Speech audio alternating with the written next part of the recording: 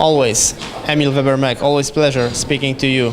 Thank you. One kind of a guy, I would say. But tell me the secret. Do you have this I Love Poland T-shirt? Is this something only for Poland, or you have this for every country you fight in? No, it's the first country I've done it for, so it's one of a kind.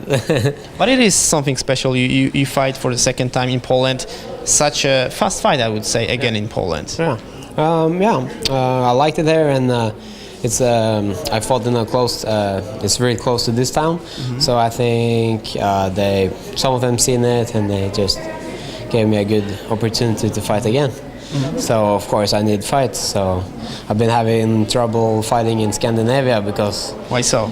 It's, the guys I want to fight don't want to fight me, and typical fighter stuff. Yeah, like politics and stuff. So and I can't fight in Norway because it's illegal to fight mixed martial arts in Norway. It's still illegal? Yes, it is. It's only professional boxing that is now. Will this change, you think? In Germany it has changed a bit because they have now UFC in some internet platform. Yeah, I think it might change, but I think it depends. Like if, let's say, I get into the UFC and they have one guy they want to push and they want to give him credit, and he's Norwegian, and then it's like, okay, let's go Norway. But until that happens, I don't think it's gonna change. But isn't this funny? Norway has such great history in fighting. The Vikings. Like in Germany, they have history in fighting also, and now everyone try to erase the history. Yeah, I think it's stupid. Norwegians are Vikings, and they should be allowed to fight if they want. Of course, if they don't want, nobody's gonna pull them into the cage and force them into a fight. I think Polish fighters like the Viking story because of Berserkers team. I think Berserkers were the Vikings who drink some stuff to give them more power. Did you know this story? I didn't know it. I don't know. So here it is. Here it is. Okay. And you said Alberta Odzimkowskiego. You are better than him in every category. Is this true? Are you still? Yeah, I think so. I absolutely think so. But I'm not underestimating him. Just compared to what I've seen of him in his last fights, I think I can beat him, no matter where it goes.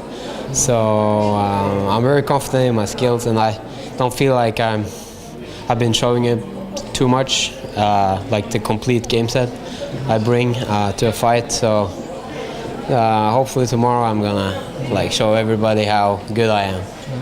Even though you had a great fight in Poland, the first one, and there was a controversy behind it because of the result, you didn't agree, so you decided to try to get a no contest, and you got it. So it says something about Polish market that they did it for you. They knew it wasn't real, right?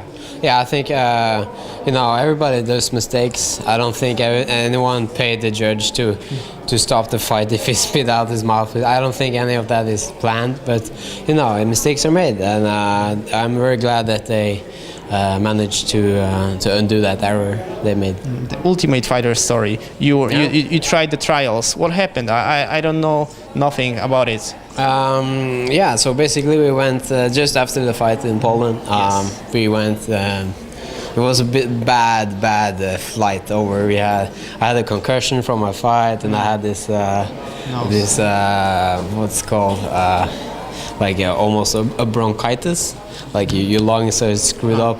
So I had a horrible flight over to Vegas, but we had some days to recover, and then we tried out for the show. We tried out for the show.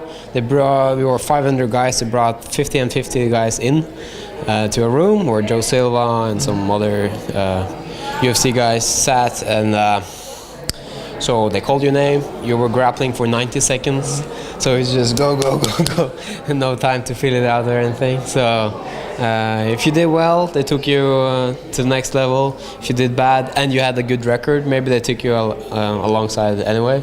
But if you had a bad record and did bad, just go home.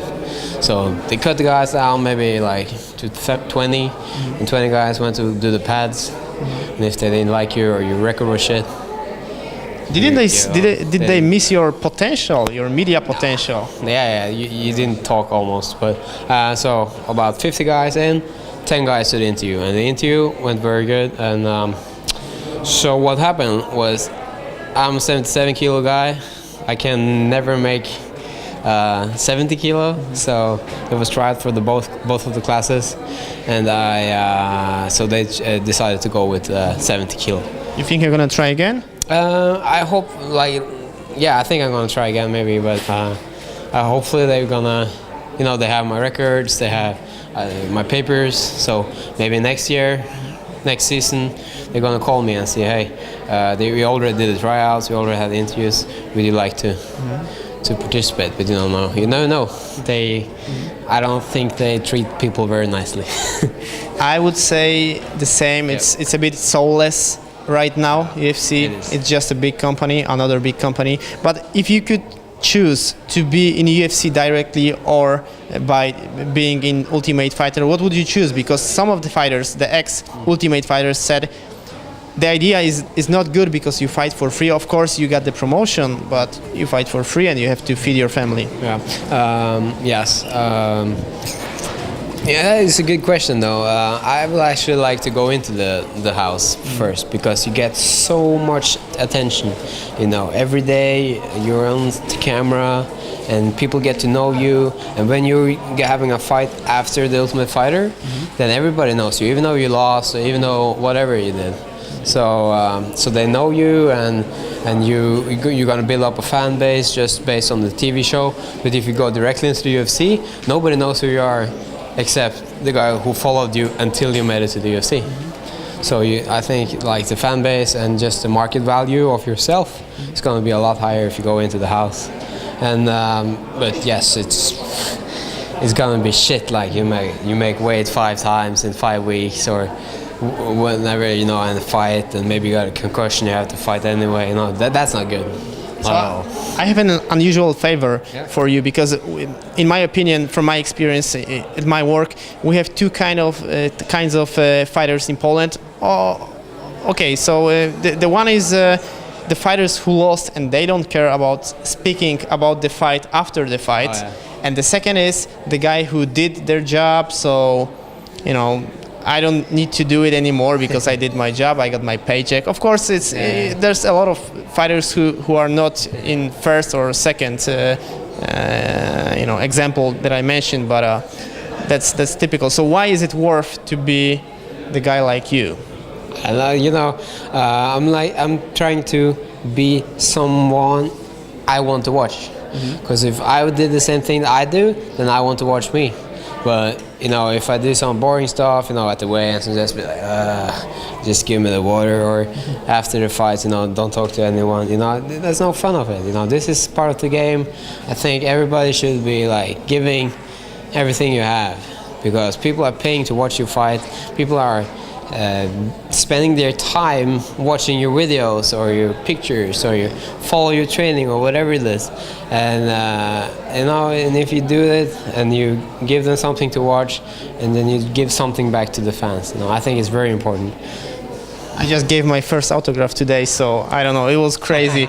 I don't want to do it again ever in my life, because I'm not that kind of a guy. But however, I wish that guy luck, and hopefully I wasn't selling him my house or my car by by some tricks. So thank you very much. Thank you. Good luck tomorrow. Thank you. I'll be watching you carefully. Perfect. Thank you. Thank you. Good luck.